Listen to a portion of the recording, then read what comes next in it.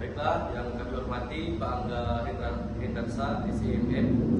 Di sini kami dari kelompok 1, kami akan mempresentasikan hasil kerja kelompok kami. Sebelumnya perkenalkan, nama saya Ulianus. Saya Apriani Katahayu. Saya Ajina Nisania. Baiklah, langsung saja ke materinya. Yang pertama yaitu ada latar belakang. Perubahan organisasi telah menjadi konstan di dalam dunia bisnis yang modern. Di era globalisasi ini, dengan persaingan yang semakin ketat dan perkembangan teknologi yang pesat, organisasi seringkali merasa perlu untuk diadaptasikan dengan secepat mungkin, bahkan mengalami transformasi yang besar-besaran. Selanjutnya ada pendahuluan. Di dalam konteks ini, penelitian bertujuan untuk mempelajari dampak perubahan organisasi terhadap kinerja karyawan. Kinerja pegawai tidak hanya berkaitan dengan produktivitas, tetapi juga dengan aspek-aspek yang seperti kepuasan kinerja, motivasi, komitmen terhadap organisasi, dan masih banyak faktor lainnya yang mempengaruhi kontribusi pegawai terhadap organisasi. Dengan memahami dinamika perubahan organisasi dan dampaknya terhadap kinerja karyawan, organisasi dapat mengembangkan strategi manajemen perubahan yang lebih efektif. Hal ini tidak hanya membantu mempertahankan, tetapi juga kinerja karyawan yang tinggi selama masa perubahannya. Namun dapat juga meningkatkan kemampuan organisasi untuk bersaing dan beradaptasi dalam hubungan bisnis yang selalu berubah. Kita selanjutnya akan disampaikan oleh rekan saya. Kemudian ada perubahan organisasi. Perubahan organisasi adalah proses yang melibatkan perubahan signifikan dalam struktur budaya, strategi, atau proses kerja suatu organisasi. Ini dapat mencakup perubahan dalam hierarki, manajemen, teknologi yang digunakan, kebijakan dan prosedur, atau bahkan nilai-nilai yang dianut oleh organisasi.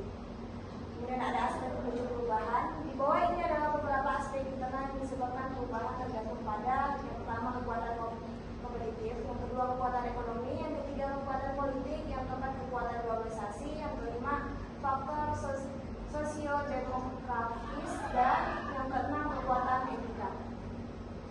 Kemudian ada aspek pemicu perubahan lagi, ada akibat ketatnya persaingan dunia usaha, dinamika perekonomian dan politik ditingkatkan regional, nasional, dan internasional terjadi tidak stabil. Di dalam organisasi terjadi perubahan pada aspek internal sebagai berikut. Yang pertama, kapasitas dan semangat kerja pegawai. Kedua, tingkat pembelajaran karyawan. Kemudian yang ketiga, kesadaran diri yang besar. Keempat, lingkungan kerja yang mendukung. Kelima, fleksibilitas kerja. Keenam, reward dan jenjang karir yang bervariasi. Kemudian akan disambung dengan rekan saya. Selanjutnya, empati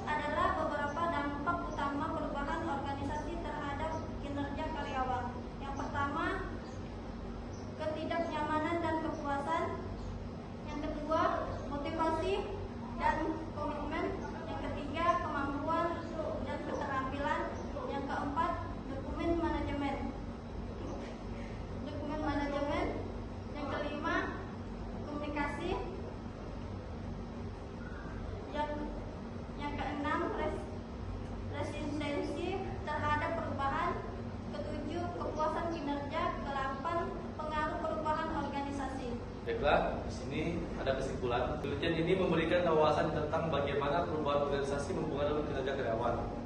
Dalam suatu bisnis, perubahan organisasi secara langsung dapat mempengaruhi motivasi, komitmen, kecemasan, kemampuan, keputusan kerja, manajemen, komunikasi, dan budaya organisasi di dalam karyawan. Dan mungkin secara langsung mempengaruhi tingkat kinerja karyawan.